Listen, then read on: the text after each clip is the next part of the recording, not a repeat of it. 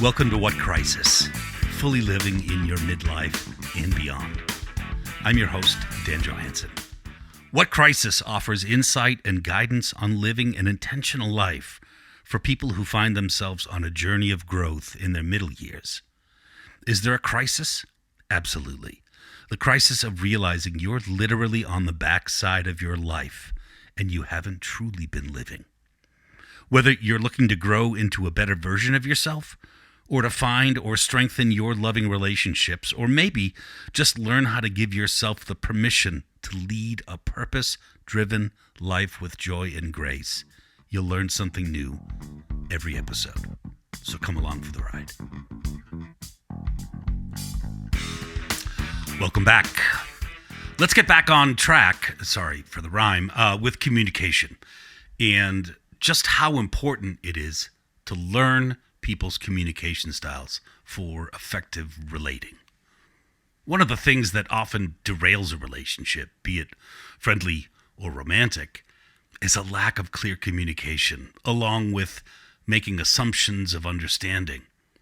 But we all have our own ways of communicating, of sharing, and it's quite complex and nuanced, isn't it? There are a number of things that affect this, including your comfort with communicating in general, your willingness to be vulnerable with certain people, the history you share with someone, the level of trust between you, and in many cases, some past experience of getting it wrong, of misunderstanding and recovering from that, where you get a little better at it each time. It's a learned thing between people for sure. And of course, this varies with everyone in your life. It's like having to speak a unique dialect from person to person, adjusting to what works between you. Some of us are lucky enough to have relationships that are so close that nonverbal communication can be just as effective as verbal can be. That friend or lover that you can say an entire sentence from across the room with just a roll of your eyes. That's a real, pure kind of connected communication. But there are some relationships where speaking a common language takes time and effort. It's something learned. I see this a lot in the workplace, which is where we often encounter people whose style and approach are significantly different from the people we'd normally find in our circles, especially if those relationships are hierarchical, right? I recently had a situation like that where I was struggling to communicate effectively with someone I was working with. There was a significant age gap, a contrast of very conservative, somewhat closed-off approach in them versus, massively verbose me. Top it off with the challenge of some cultural differences as we're from different countries. We might both be speaking English, but we were in no way speaking the same language. And it really bothered me. We share common goals, mutual successes. And we butted heads every time the conversation got challenging because we didn't know how to effectively communicate with each other, including not knowing how to disagree with them with respect and work to find a compromise or a solution. It was getting so frustrating, it was palpable, and I could see it becoming a bigger problem if it stayed this way. So I offered up this idea. I told him, hey, it's clear we've got challenges in communicating well, particularly with difficult stuff. Are you open to getting together socially so we can get to know each other sort of outside of this? I'm thinking we could upgrade how we connect if we knew each other a little better. And that's exactly what we did. We met outside of our environment, had a couple of drinks, had some food, and we talked about everything but our work together. We talked about our families, our hobbies, where we grew up, what kinds of music we blast in the car that makes us ripe for a speeding ticket. That sort of raw, simple, human stuff. And guess what? I learned that he was funny as hell. And he wasn't as tightly wrapped as I thought he was.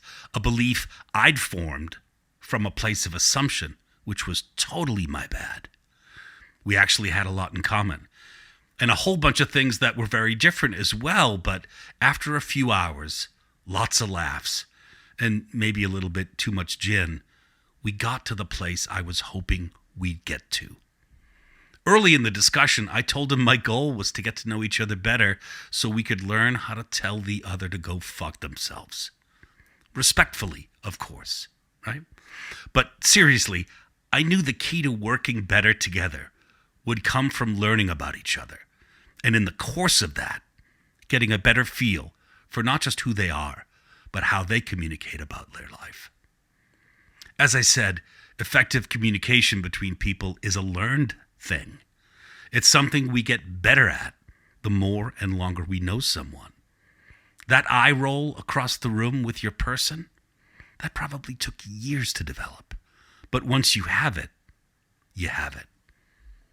In any relationship, our ability to navigate through challenges will often come down to a few key things in communication.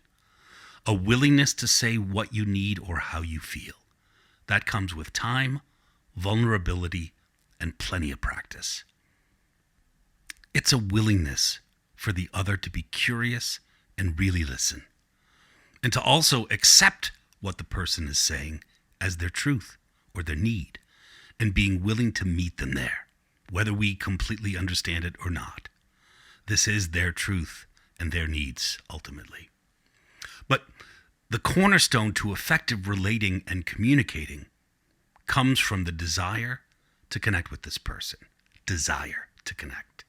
This conscious choice of valuing the relationship enough to not allow communication differences to lead to assumptions, or worse, a complete breakdown in trust from all of the things you didn't say. Many, if not all, things end, including relationships of all kinds, friends, lovers, marriages. But I'll tell you something. There are ways for relationships to thrive or end if that's the right thing, respectfully and with love. And that's in the willingness to communicate what we feel, what we need. Show me a relationship that ended badly, and I will likely show you two people who stopped communicating the way they could have. So once again, use your words. Be willing to say the things that need to be said. If you find new understanding and delightful growth from it, that's the best. A win for everybody. Or perhaps, if you find that something needs to change or even end because of it, no matter how much that might hurt, that might be for the best as well, because you said it, shared it, made it known, whatever that may be. That's not just healthy communication. It's self-care at its finest. Until next time.